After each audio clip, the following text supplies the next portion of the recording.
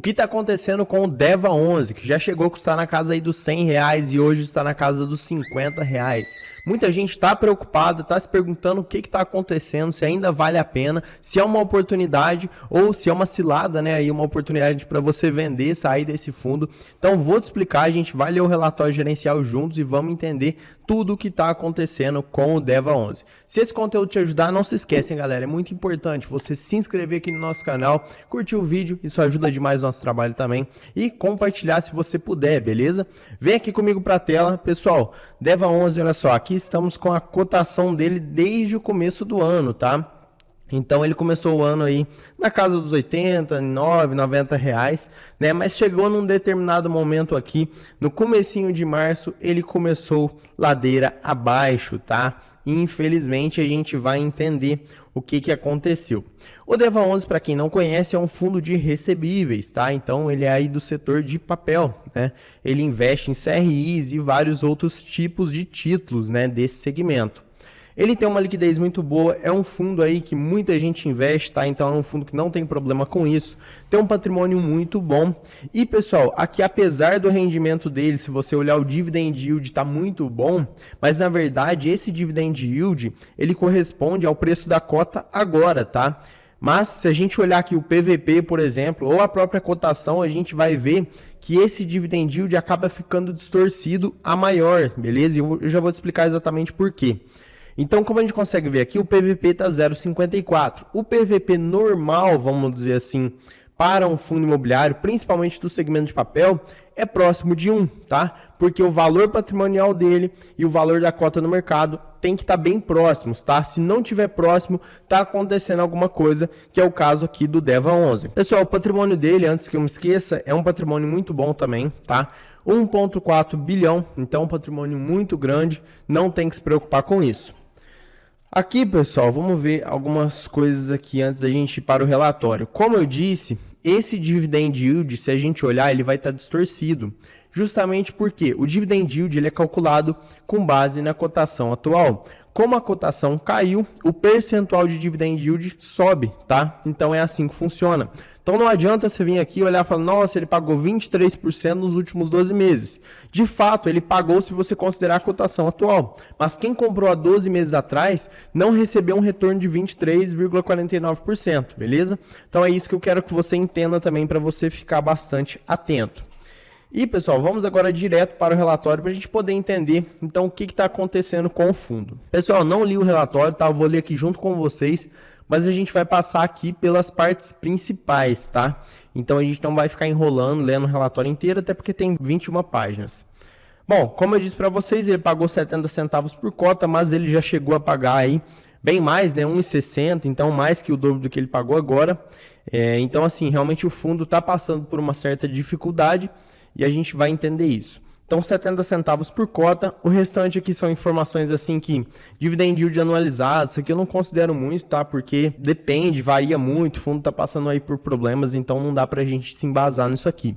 É importante lembrar que 99% está protegido contra a deflação, mas na minha humilde opinião não teremos deflação, né, por um bom tempo, tá? Infelizmente ou felizmente, né? Porque o nosso país é um país inflacionário. Mas que se tiver deflação, 99% está protegido. Ele tem uma participação muito relevante no IFIX, 1,13%. Isso é bom, isso torna também o fundo, pessoal, um fundo importante, né? Por isso que é importante a gente entender o que está acontecendo.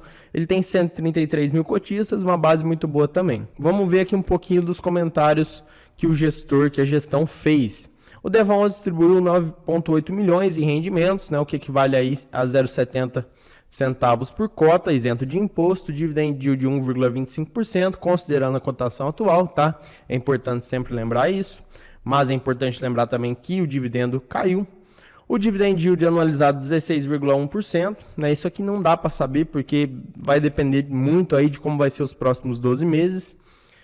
A taxa média ponderada da carteira do DEVA 11 fechou em IPCA mais 10,5% ao ano. É uma taxa ótima, tá? Uma taxa excelente, só que como a gente viu, o fundo ele está passando por dificuldades, está passando por problemas, e o problema principal desse e de outros fundos, assim como o HCTR, que a gente fez vídeo aqui no canal, é a inadimplência, tá? Aqui a gente já consegue ver, ó, a distribuição mensal foi afetada pelas inadimplências ocorridas no período. Comentaremos aí a seguir. Mas antes eu já quero mostrar para vocês aqui no próprio site da B3 os fundos imobiliários que estão expostos ao Gramado Parques, que suspendeu o pagamento de CRIs, tá? Então aqui está uma foto deles lá, né? Muito bonito por sinal. Mas o que importa os fundos mais expostos ao Gramado Parque são esses aqui. Todos esses aqui, pessoal, inclusive alguns outros também, né, que tiveram o mesmo problema, não foi com o Gramado Parques, mas foi com outros CRIs, mas todos esses caíram, né? HCTR, a gente fez vídeo aqui, o próprio DEVA11, que é o que a gente está falando agora, VSLH, o Serra Verde, o TORD, então assim, todos esses fundos, via de regra, perderam cotação, né? Justamente por isso, por inadimplência. Então a gente vai detalhar melhor agora, tá? Em relação ao resultado, demonstração de resultado do DEVA11, vamos ver bem rapidamente aqui o que está acontecendo. Apesar de tudo, né, ele parece manter a receita, tá? Porque se a gente comparar, ó, setembro, outubro e novembro, estava na casa aí dos 13 milhões, 10 milhões. Agora, 14, 10 milhões também. Tudo bem, em janeiro foi um valor mais alto, né? Mas o que importa pra gente é que ele parece continuar mantendo essa receita. Agora vamos tentar entender por que ele não está distribuindo uma quantidade maior, já que ele consegue ter... provavelmente, pessoal, o que está acontecendo aqui, ó?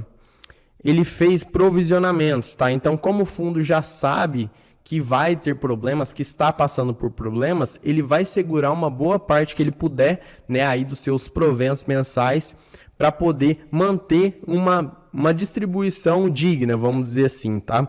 Porque caso você não saiba, apesar dos fundos imobiliários serem obrigados a distribuir seus rendimentos, 95% dos seus rendimentos, ele precisa fazer isso a cada 6 meses, tá?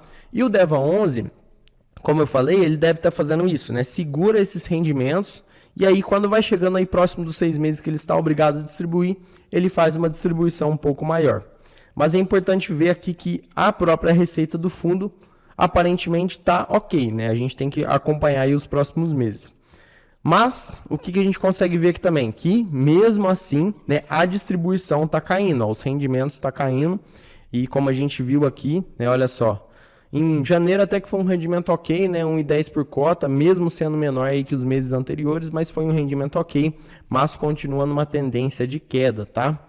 Dividend yield, galera, né? Isso aqui é considerando a cotação do mês, tá? Então, por isso que a gente consegue ver um dividend yield mais alto. Só que, como a cotação caiu, não adianta você ter um retorno muito alto em dividendo, porque o seu patrimônio investido naquele fundo vai se desvalorizar, tá? Bom, apesar de tudo, né? Sem falar aí no CDI, né? Que o CDI só sobe. Mas se a gente comparar com o IFIX e o Ibovespa, o retorno do DEVA11 não está tão ruim, né? Lógico, nessa queda aqui foi muito ruim, mas se ele tivesse mantido, né, se esses CRIs aí que ele teve problema com inadimplência tivessem mantendo normal, ele estaria aí acima de todos esses outros indexadores, tá? E aqui, pessoal, a gente consegue ver de uma forma bem mais visual, tá? Todos os CRIs que ele está com problemas, né? O verdinho, pagamento em dia, o amarelo, pagamentos em prazo de carência e esse aqui laranja, mais claro, inadimplente, tá? Então a gente consegue ver que tem vários CRIs na carteira do DEVA11 que estão inadimplentes. Isso aqui é um problema, tá? Olha só, Circuito de Compras, Brasil Parques, GPK. Então assim, todos esses aqui, se a gente for somar o percentual, né? Olha só, que representa do patrimônio do fundo. Deixa eu aumentar um pouquinho aqui, galera. Só para ficar mais fácil, ó. Percentual do patrimônio do fundo. Então todos esses aqui, ó, se a gente for somar aí o percentual, vai ser uma parcela muito relevante, tá? Então, ó, 5%, mais 3,5%, mais 3%. Aí tem aqui mais abaixo, ó, esse aqui, GPKB também, quase 3%. Então, se você for somando todos esses que estão inadimplentes, olha só, esse aqui, aí aqui mais para baixo também tem, esse também tem. Então, todos esses estão inadimplentes, né? Não estão pagando o fundo imobiliário, tá? Não estão pagando o que deveriam. Então, se você for somar o percentual, dá uma parcela muito relevante do patrimônio líquido do fundo que não está gerando, né, nada, não está gerando dinheiro, tá? Então, os outros, apesar de estarem funcionando tudo certinho, mas eles não conseguem manter, né, a distribuição. Até porque, galera, ó, se a gente for olhar aqui, esse portfólio dele aqui, tá dividido pelo percentual do fundo, melhor, tá classificado por percentual do patrimônio do fundo, tá? Então, quanto mais para cima aqui, maior a participação do patrimônio do líquido do fundo. Então, a gente consegue ver que muitos dos que estão inadimplentes estão aqui em cima, ou seja, representam uma parcela relevante, tá? Espero que vocês tenham conseguido entender. Aqui para baixo também tem, olha só, tem muita coisa. E eu sempre falava isso, galera, multipropriedade, né? O segmento de multipropriedade, ele tem sim esse risco, tá? Se a gente for ver aqui a multipropriedade, tem até loteamento também, mas muitos são multipropriedade. Então, o risco desse tipo de investimento é maior, tá? É inegável isso. Claro que traz mais retorno. E o que muita gente não sabe também, só volta aqui para mim rapidinho, eu vou te explicar de uma forma bem simples, bem resumida, por que a cotação do fundo cai. Muita gente não entende isso, e por mais óbvio que talvez possa parecer. Mas existe o seguinte, existe o risco, o retorno e a cotação para balancear isso. Então, o risco, ele é o risco que o fundo imobiliário tem por conta dos ativos que ele investe. Se o risco do fundo aumenta e o retorno diminui, a cotação ela tem que diminuir para justificar aquele aumento do risco e também para justificar a queda no retorno, tá? Espero de uma forma bem clara que você tenha entendido. Agora, voltando mais uma vez aqui, vamos ver se tem alguma coisa mais importante. Aqui está falando do cenário, né, pessoal? Taxa de juros aí continua em 13,75.